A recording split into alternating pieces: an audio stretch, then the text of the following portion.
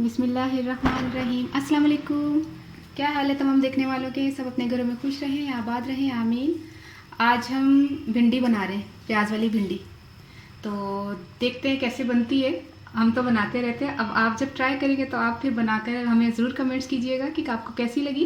भिंडी प्याज बना रहे हैं हम तो ये है कि सबसे पहले मैं आपको बता दूँ, ये भिंडी जो है ना, ये मैंने काटने के बाद तो लिए, तो इसका वज़न किया है मैंने, तो ये 500 ग्राम यानी कि आधा किलो ये भिंडी है। जैसे वो उसकी दुम और वो सर उतार के हो सकता है ज़्यादा, आधा किलो से ज़्यादा हो, लेकिन ये काटने के बाद आधा किलो, ठीक है।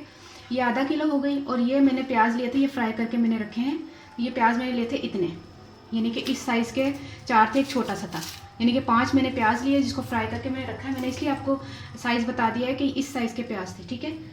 ये मैं एक साइड पे रख देती हूँ आपको सिर्फ दिखाने के लिए कि मैंने रखे थे कि इतने साइज़ का प्याज, ठीक है। प्याज मैंने फ्राई करके रखा है और आधा किलो ये भिंडी है। 2 हमने टमाटर लिए जिनका मैंने छिलका और बीज उतार लिया, ना हमें छिलका चाहिए ना हमें बीज चाहिए। और हमने लिया है 2 टीस्पून मैंने कुटी हुई मिर्चें ली हैं, 1 टीस्पून मैंने हल्दी ली है, 2 चुटकी मैंने अजवाइन ली है। अजवाइन जो है वो भिंडी में आप डालेंगे तो आपको बहुत अक्सर लोगों को पेट में दर्द होता है भिंडी खाने से, तो ऐसी कोई बात नहीं है।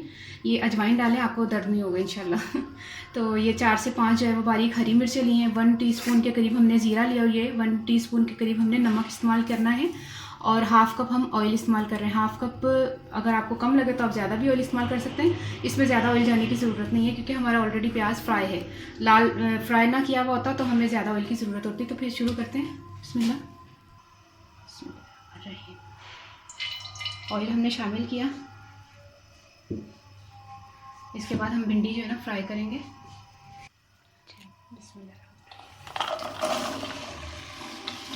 भिंडी को हमने धोकर ड्राई करके काटा है, क्योंकि भिंडी को फ़ौरन धोने के बाद अगर आप काटेंगे तो वो लेस छोड़ दी। देखें कोई भी लेस नहीं है, कटी हुई के बावजूद भी आप देखते हैं ना लेस होती है, लेस नहीं इसमें। सिर्फ इसलिए कि इसको पहले धोने के बाद इसको ड्राई किया, खुश्क किया, पोने से साफ़ कर लें या फिर किसी वो जो किचन टावल से साफ़ कर लें। पोना तो क्या भी आदत हुई है। तो फिर उसके अलावा आप जो है ना फिर उसको काटें, और बारी बारी इस साइज़ की काटनी है आपने, तकरीबन समझ लें 1 इंच। ये देखें 1 इंच के करीब या आधा इंच, जो भी। बहरहाल बहुत ज़्यादा लंबी नहीं काटनी, लंबी काटने से ना फिर वो ज़्यादा अच्छे मज़े की नहीं बनेगी। ये ज़्यादा अच्छी बनती है, कटिंग से भी बहुत फ़र्क पड़ता है। अब हम इसको फ्राई करते हैं, फुल फ्लेम इसका रख लें और इसको हम इंशाल्लाह फ्राई करते हैं। फिर हम आपको फ्राई करने के बाद बताते हैं।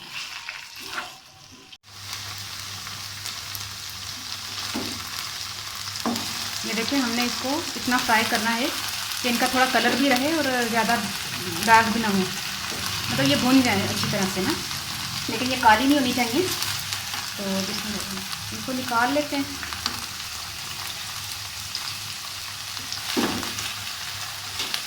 थोड़ा स्लो कर लेना।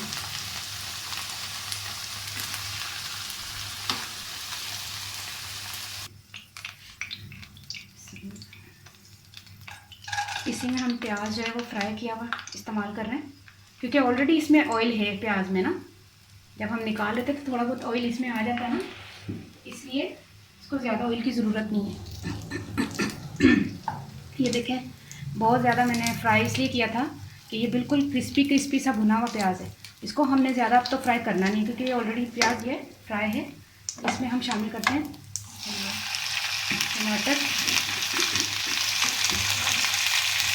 और ये तमाम चीज़ें जो आपको दिखाई थी।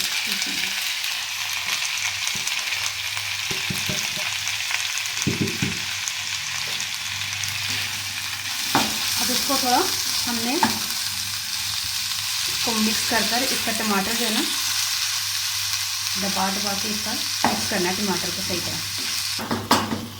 ये देखें हमने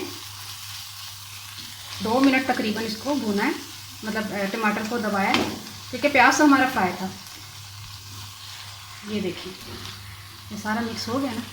अब हम क्या करते हैं, इसमें ये फ्राई की हुई भिंडी शामिल करके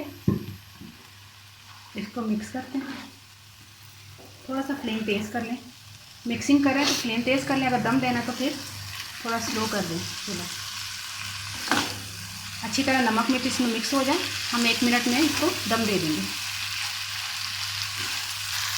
1 मिनट के बाद इसको हम खोल के देखते हैं। ये देखें हमारा प्याज जो है ना वो फ्राई हो गया है। अब हम इसको थोड़ा सा फ्लेम तेज़ कर लें, मिक्सिंग कर रहे हैं तो फ्लेम तेज़ कर लें। अगर दम देना तो फिर थोड़ा स्लो कर दें चूल्हा। अच्छी तरह नमक मिर्च इसमें मिक्स हो जाए, हम 1 मिनट में इसको दम दे देंगे। अच्छा खोल दे। अच्छा ये देखें, इसमें हमने अब फ्लेम थोड़ा ना बिल्कुल स्लो कर दें।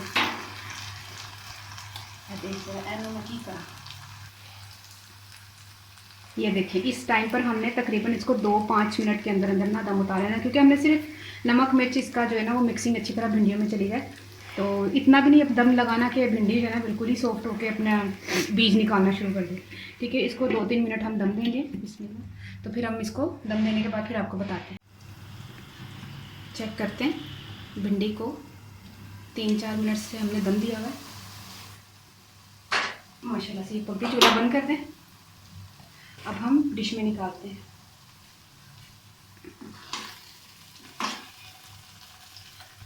ये देखिए प्याज आपने ज़्यादा फ्राई करना है। अब चना पुलाव में भी मैंने लाल ज़्यादा किया था, फ्राई किया था। आप कहने लगे कि ज़्यादा फ्राई था। आप बना के ट्राई करके प्लीज़ कमेंट कर दिया करें कि आपको अच्छा लगा बुरा लगा। आप पकाए बगैर जो कहते हैं कि आपने ये कर दिया वो कर दिया, ज़्यादा लाल करने का वजह ये होती है कि ज़्यादा क्रिस्पी चीज़ बनती है, ज़्यादा कलर चाहिए होता है तो ज़्यादा फ्राई करते हैं। तो ये तो कुकिंग वाला बता सकता है ना, जिसने की होती है उसको पता होता है। आप बना के ट्राई करके जब करेंगे तो आपको ज़्यादा पता चलेगा। ठीक है, देखिए ज़्यादा फ्राई से कितना है, क्या काला तो नहीं हुआ ना। तो बाकी फुल्की चाट में भी मुझे ये कमेंट आया था कि इसमें तो ना धनिया ना पुदीना ना ये ना वो। भाई वो फुल्की चाट है, वो मैंने दही बड़े बनाए होते तो मैं चलो बीच में आलू भी डालती, पापड़ी भी डालती, हर चीज़ करती। हर एक तरीका जो है ना अलग अलग जो है वो डिफरेंट होता है।